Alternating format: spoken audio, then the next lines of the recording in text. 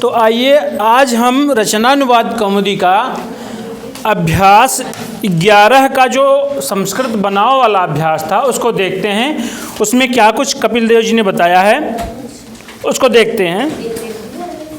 इसमें उदाहरण वाक्य में लिखे हैं कि बालक को लड्डू अच्छा लगता है। एक बार पहले नियम को देख लेते हैं ना, नियम देखेंगे तब आगे अच्छे से हम कर पाएंगे। कहते हैं कि रुचि अर्थानाम प्रियमाणः, रुचि अन्य अर्थ अच्छा लगना अर्थ की धातुओं के साथ चतुर्थी विभक्ति होती है। सीधे चतुर्थी हो जाएगी? नहीं, पहले संप्रदान संज्ञा, संप्रदान संज्ञा होगी तब चतुर्थी विभक्ति आएगी। ठीक है। रुचि अर्थानाम धातूनाम प्रयोगे प्रियमाणो अर्थात संप्रदानम स्यात्, तब चतुर्थी विभक्ति आएगी। ठीक है। जैसे बालकाय मोदकम रोचते, बालक को मोदकम मने लड्डू, रोचते मने अच्छे लगते हैं। किसको अच्छा लग रहा है? बालक को। पुत्राय दुग्धम रोचते, पुत्र को दूध अच्छा लगता है। क्या अच्छा लग रहा है किसको? बालक को दूध अच्छा लग रहा है। फिर अगला है नियम 39, क्रुद्रुह ईर्ष्या सूयर्थानाम यम प्रतिकोपः। क्रुद्ध, द्रोह, ईर्ष्य, असूय अर्थ की धातुओं के साथ जिस पर क्रोध किया जाए उसमें चतुर्थी होती है। जैसे रामः मूर्खाय क्रुध्यति, राम मूर्ख पर क्रोध करते हैं। किस पर क्रोध कर रहे हैं? मूर्ख पर, इसलिए मूर्ख में चतुर्थी विभक्ति होगी। कुप्यति, द्रुह्यति, ईर्ष्यति, असूयति वा इत्यादि। नियम नंबर 40 है। इसमें मैं बताया था कि क्रुद्ध, द्रोह, शिष्टयो कर्म, जब उपसर्ग सहित आ जाएंगे ये सब क्रोध, द्रोह इत्यादि, तब क्या हो जाएगा? कर्म संज्ञा होकर के द्वितीया विभक्ति आ जाएगी। क्रूरम अभिक्रुध्यति, क्रूरम अभिद्रोह्यति, इस प्रकार से वाक्य बन जाएंगे। कथय, निवेदय, उपदिश, धारय, धारय माने ऋणी होना, स्पृह माने चाहना, कल्पते माने होना अर्थ में है, संपद्यते होने अर्थ में है, हितम माने हित हो, तथा सुखम के साथ चतुर्थी होती है। हितम पथ्यम सुखम वा भूयात, ऐसा करके आया है ना वहाँ। शिष्याय, शिष्य को, कथयति माने कहता है। रामः देवदत्ताय सतम धारयति, राम देवदत्त का, सतम मन 100 रुपये का ऋणी है। धारयति मन धार धातु लेने अर्थ में है। विद्या ज्ञानाय कल्पते, विद्या ज्ञान के लिए है। संपद्यते होती है, उपदिश के साथ द्वितीया भी होती है। जैसे एक आया था ना, कहाँ गया? शिष्य, शिष्याय कथयति, शिष्य को कहता है, शिष्य को उपदेश देता है, तो यहाँ शिष्यम भी कथयति हो जाएगा। शिष्याय की जगह शिष्यम भी हो जाएगा। ठीक है। तादर्थे चतुर्थी वाच्या, जिस प्रयोजन के लिए जो वस्तु या क्रिया होती है उसमें चतुर्थी विभक्ति होती है। जैसे मोक्षाय हरिम भजत, शिशु दुग्धाय क्रंदति। नियम नंबर 42 है। चतुर्थी के अर्थ में अर्थम और कृत्य अव्ययों का प्रयोग होता है। कृत्य के साथ षष्ठी होती है। भोजनार्थम, भोजन से कृत्य, खाने के लिए। कृत्य में कौन सी विभक्ति हुई? षष्ठी। और अर्थम के साथ चतुर्थी। संधि, एचो यवायव, एचः क्रमात् अय अव आय अव एते स्युः अच, मतलब एच के क्रम से जो हैं उनको क्या हो जाए? अय अव आय अव ये हो जाए, बाद में क्या हो? अच, कोई भी स्वर हो तो। ठीक है। आइए अब देखते हैं। बालक को लड्डू अच्छा लगता है। बालकाय मोदकम रोचते, मोदक शब्द नपुंसक लिंग है। मोदकम, मोदके, मोदकानि। ठीक। नृपः दुर्जनेभ्यः क्रुध्यति, कुप्यति, द्रोह्यति, ईर्ष्यति, असूयति वा। नृपः मने राजा, दुर्जनेभ्य मने दुर्जनों पर, क्रुध्यति मने क्रोध करता है, कुप्यति मने कुपित होता है, द्रोह्यति मने द्रोह करता है, ईर्ष्यति मने ईर्ष्या करता है, असूयति मने असूया करता है। असूया गुणेश दोषाविष्करण, गुणों में भी दोष निकालना, ये असूया होती है। ठीक है। गुरु शिष्याय कथयति, गुरु शिष्य से कहता है। निवेदयति, निवेदित करता है, कहता है, बताता है। उपदिशति माने उपदेश देता है, कहता, बताता है कुछ। हरि पुष्पेभ्यः स्पृहयति, हरि भगवान विष्णुदेव, पुष्पेभ्यः माने पुष्पों को, स्पृहयति माने चाहते हैं। किसको चाह रहे हैं? पुष्प को। उसी में चतुर्थी होगी। विद्या अर्थाय कल्पते, विद्या अर्थाय माने धन के लिए, कल्पते माने होती है, ऐसी माना, जैसा माना जाता है। संपद्यते भवति, ऐसा विद्या धन के लिए होती है। ब्राह्मणाय हितम सुखम व भवेत, ब्राह्मण का हित और या सुख होवे। भवेत कहाँ का रूप है? भवेत, भवेताम, भवेयुः, विधिलिंग लकार का। शिशुः दुग्धाय क्रंदति, शिशु दुग्धाय माने दुग्ध के लिए, क्रंदति माने रो रहा है। अब यहाँ दुग्धार्थम भी हो जाएगा, दुग्धार्थम, शिशु दुग्धार्थम क्रंदति, शिशु दुग्ध के लिए रोता है, या दुग्धस्य कृते रोदति। हाँ, यहाँ चतुर्थी कृत्य के अर्थ में षष्ठी हो जाएगी और सामान्य अर्थ में चतुर्थी रहेगी। पुस्तकम पठ, तत्पुस्तकम पठ, पुस्तक को पढ़ो। तत् माने ये तत्ते तान तत्तेरान रूप चलता है ना, ये किसका विशेषण है? पुस्तक का, इसलिए ये भी नपुंसक लिंग में आया है। तत्पुस्तकम पठ, पठ कहाँ का रूप है? लोट लकार मध्यम पुरुष एक वचन। एतत् राज्यम रक्ष, एतत् राज्यम, इस राज्य की रक्षा करो। वहाँ आया था ना, यहाँ षष्ठी हो जानी चाहिए थी। इस राज्य की रक्षा करो, बताइए आप लोग। एतत् राज्यम रक्ष, क्यों यहाँ राज्यस्य नहीं हुआ?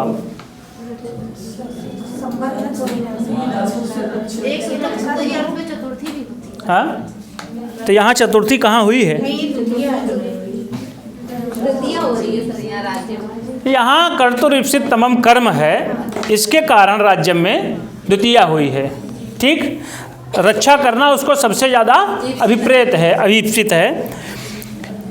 किम कार्यम करोषि, किम कार्यम करोषि, इसका क्या अर्थ हो गया? किम माने क्या, कौन सा, कार्यम माने कार्य को, करोषि माने करते हो। हाँ, सर्वाणि पुस्तकानि शिष्येभ्यः सन्ति, सर्वाणि माने सभी, पुस्तकानि माने पुस्तकें, शिष्येभ्यः माने शिष्यों के लिए, सन्ति माने हैं। सन्ति क्यों लगा? क्योंकि पुस्तकानि है इसलिए सन्ति, न कि शिष्येभ्यः के कारण सन्ति है। ठीक है। अन्यत पुस्तकम पठ, अन्यत माने दूसरी कोई अन्य वाली पुस्तक, पठ पढ़ो। छात्रावत्र आगच्छतः, छात्रावत्र आगच्छतः, कौन सी यहाँ संधि हुई है छात्रावत्र में? कौन वृद्धि बोला है? वृद्धि आई है कान तक मेरी आवाज। चलिए, छात्रावत्र आगच्छतः, दो ठो हैं छात्रौ इसलिए आगच्छतः। बालकावत्र क्रीडतः, बालकौ अत्र क्रीडतः, इसलिए दो ठो हैं इसलिए क्रीडतः। संस्कृत बनाव वाले में अब चलते हैं, अब देखते हैं आप लोग करके आए हैं। एक लोगों की आवाज़ आई केवल। अच्छा, अभी हम देख रहे हैं। दिखा दीजिए, हम देख लें सब। बिल्कुल करिए, इससे आपका व्याकरण संधि का पोर्शन मजबूत होगा, कारक भी मजबूत होगा। और टीजीटी उजीटी में मान लीजिए एक आध पूछ दिया अगर वाक्य, तब अब ये नहीं है कि नहीं पूछा जा सकता है। कौन सी परीक्षा ऐसी नहीं जिसमें वाक्य न पूछा जाए, हर में पूछ दिया जाता है, इसलिए आप इसको करिए। चलिए, उस छात्र को यह फूल अच्छा लगता है,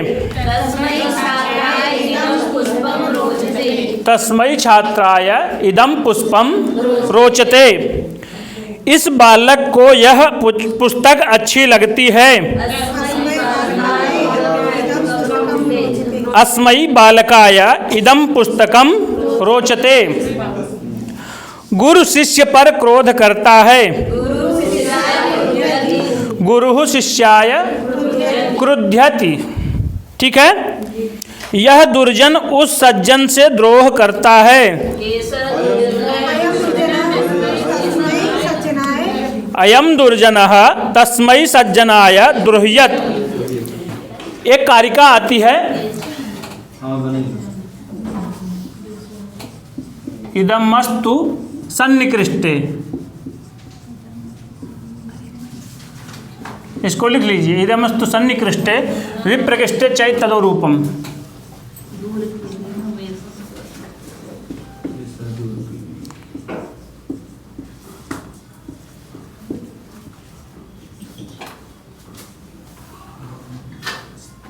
चैतदो रूपम। अगला क्या है कि अदस्तु विप्रकृष्टे इदमस्तु सन्निकृष्टे समीपतरवै चैतदो रूपम। अरे यहाँ समीपतरवर्ती है,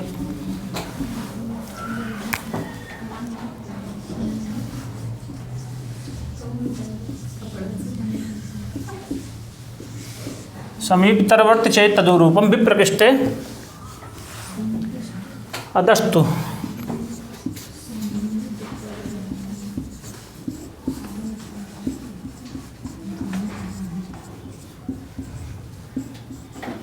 अदस्तु विप्रकृष्टे तदिति परोक्षे विजानीयात्।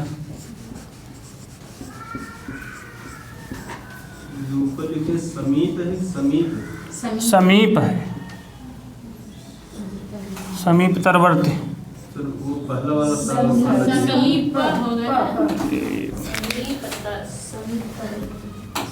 जिसका शुरुआत ही गड़बड़ा जाता है ना, तो गड़बड़ाता ही रहता है।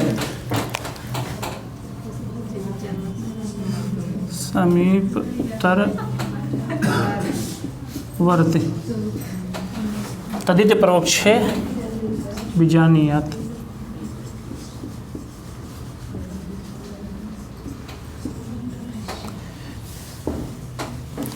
इसको लिख लीजिए, तो इसको मैं बताता हूँ।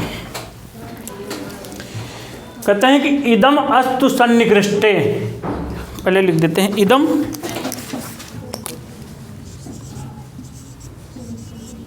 इदम, फिर उसके बाद एतद, ठीक, एतद, अदस, अदस्तु विप्रकृष्टे तदिति परोक्षे विजानीयात्।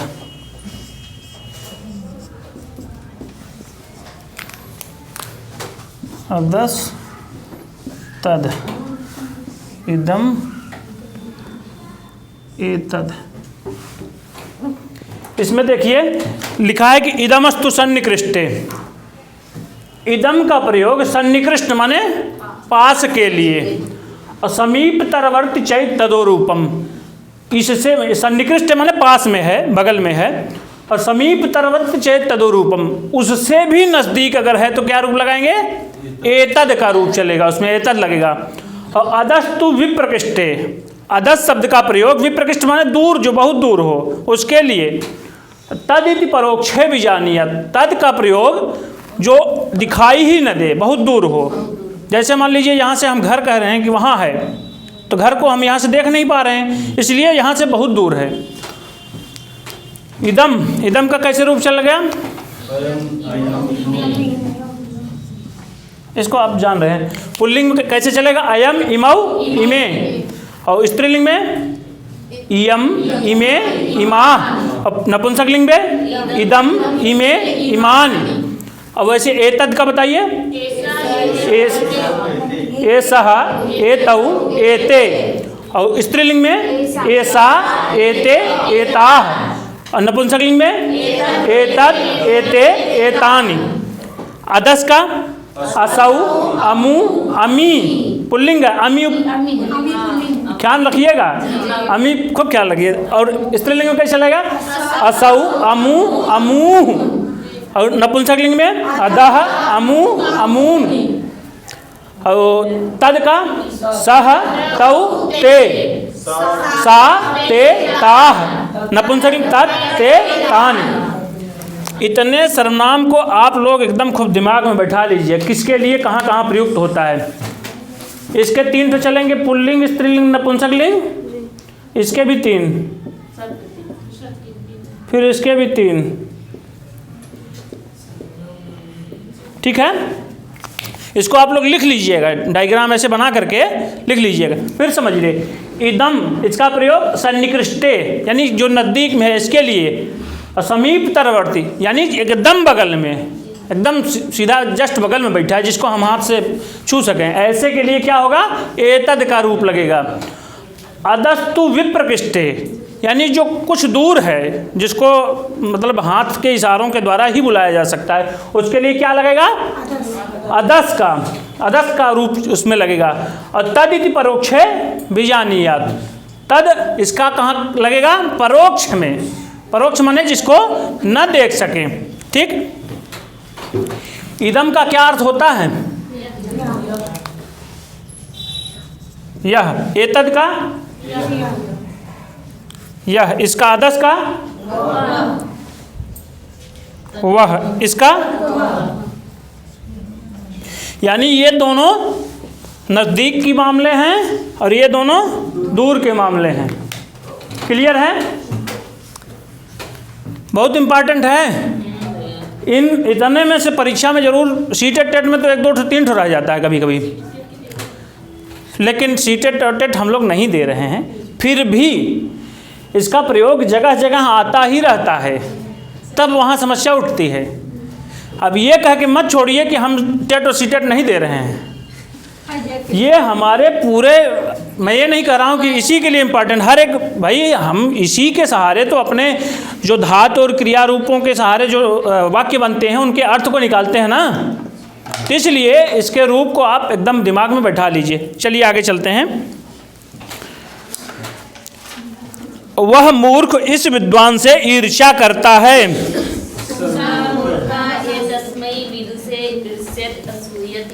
सह मूर्खः अस्मै विदुषे ईर्ष्यति।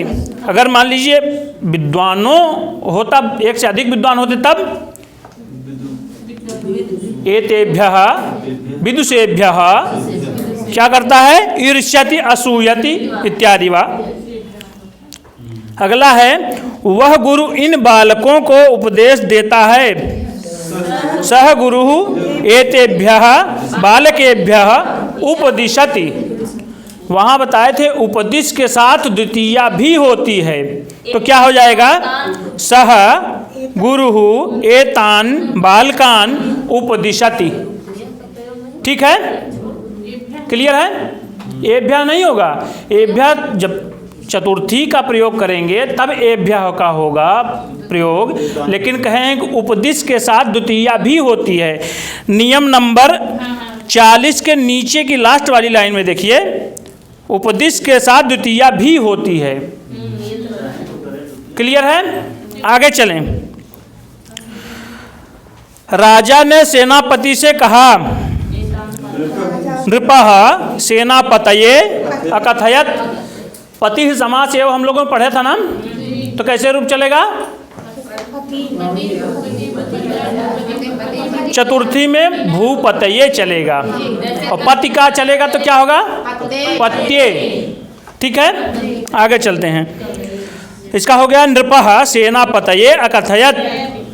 अगला है, गुरु, शिष्य गुरु से भोजन के लिए निवेदन करता है, शिष्यः गुरवे भोजनार्थम या भोजनस्य कृते निवेदयति। ठीक, निवेदयत नहीं रहेगा, निवेदयति, क्योंकि करता है ना, वर्तमान कालिक क्रिया का प्रयोग है यहाँ। आगे चलते हैं। वह मुनि मोक्ष के लिए ईश्वर को भजता है, सह मुनि मोक्षाय ईश्वरम भजति। ठीक, 4 वर्ण हैं, ब्राह्मण क्षत्रिय वैश्य शूद्र, 4 वर्णाः, क्षत्रियः ब्राह्मणः क्षत्रियः वैश्यः शूद्राश्च सन्ति।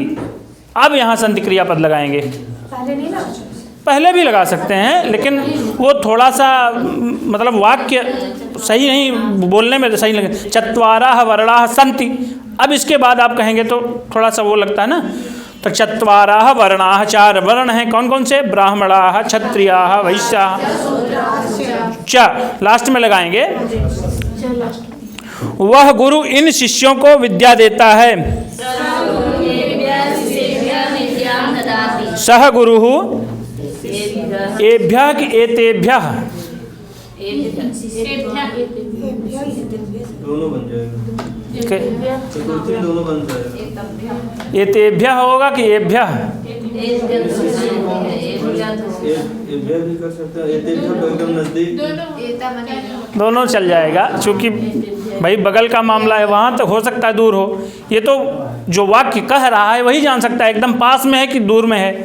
ठीक है, चलिए विद्याम ददाति होगा। सह गुरुः एतेभ्यः या एभ्यः शिष्येभ्यः विद्याम ददाति।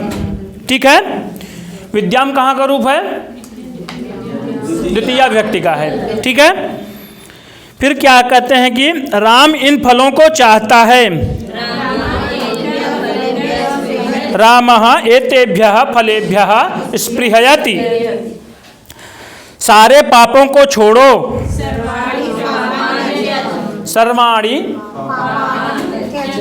सर्वाणि पापाणि त्यज। अरे आप लोग तो बता देते हैं। क्यों नहीं हुआ नकोड़ा? क्योंकि इसके पहले रासा है ही नहीं है, इसलिए पापानि होगा। सर्वाणि पापानि त्यज। त्यज में कौन सी धातु है? कहाँ का रूप है? लोट लकार मध्यम पुरुष एक वचन का है। ये क्षत्रिय उन वैश्यों और शूद्रों की रक्षा करें। इमे क्षत्रियाः तान वैश्यान शूद्रांश्च रक्षेयुः। करें या लोट लकार लगाना चाहेंगे तो रक्षतु रक्षताम रक्षन्तु। इमे क्षत्रियाः तान वैश्यान शूद्रांश्च रक्षेयुः या रक्षन्तु, रक्षा करें। क्लियर है? आगे बढ़ते हैं। यह दूसरी पुस्तक है।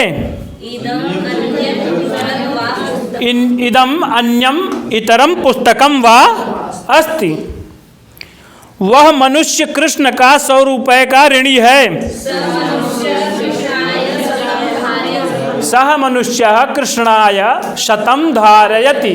क्योंकि धारि धातु का प्रयोग है तो जिसके ऋणी है उसमें क्या होगी? चतुर्थी विभक्ति होगी। शिष्य का हित हो। शिष्याय हितम सुखम वा भूयात होवे। अशुद्ध वाक्य है, इसके बाद शुद्ध वाक्य है। नियम बता रहे हैं। बालकम पुस्तकम रोचते, तो क्या सही होगा? बालकाय पुस्तकम रोचते। क्यों? क्योंकि रुच धातु के कारण चतुर्थी हुई है। शिष्य क्रुद्धति, शिष्याय क्रुध्यति। क्रुद्ध द्रुह ईर्ष्या असूयर्थानाम यम प्रतिकोपः, इसलिए चतुर्थी हुई है। सेनापतिम अकथयत, सेनापतये अकथयत। क्लियर है? ठीक है। अच्छा, अभी हम लोग जो पढ़ रहे थे तो उसमें आया था एक पद एनम, आया था ना? शिशुपाल में आया था एनम। एनम पद कहाँ का है? गीता में आया। अरे हम लोग शिशुपाल पढ़ रहे थे ना अभी। शिशुपाल का अंतिम से पहले के आसपास वो वैकल्पिक रूप है। कहाँ कहाँ बनता है? एनम, एनौ, एनान, एनेन तृतीया में, फिर षष्ठी और सप्तमी में एनयोः, एनयोः रूप वैकल्पिक बनेंगे। ठीक है। चलिए, विभ्रति में कौन सा वचन और वो है विभक्ति वचन बताइए? विभ्रति, उसमें आया था ना विभ्रति।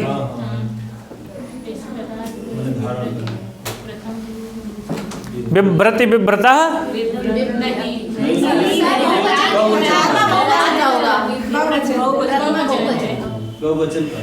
देखिए किताब खोलिए पहले, उसमें सप्तमी विभक्ति एक वचन का है। देखिए, ऐसे रूप गलत करके आएंगे। वो धातु रूप है। अरे खोलिए तो पुस्तक खोलिए भैया। गच्छत शब्द है एक, राजस्थान में पूछा गया था। हम एक दिन पढ़े नहीं थे राजस्थान की पुस्तक, लेकिन गच्छत रूप पूछा था, हमारा गलत हुआ था।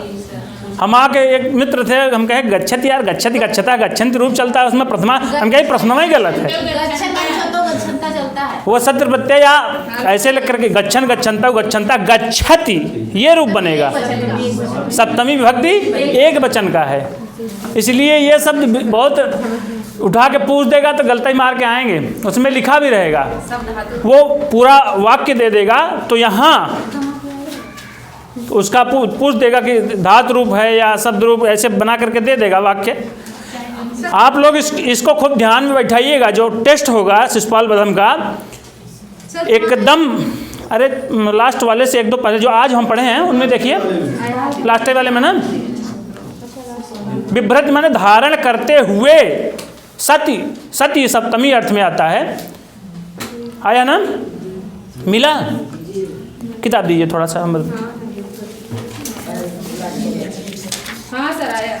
कहाँ, कौन से में? ये 75 में। 75 में ना,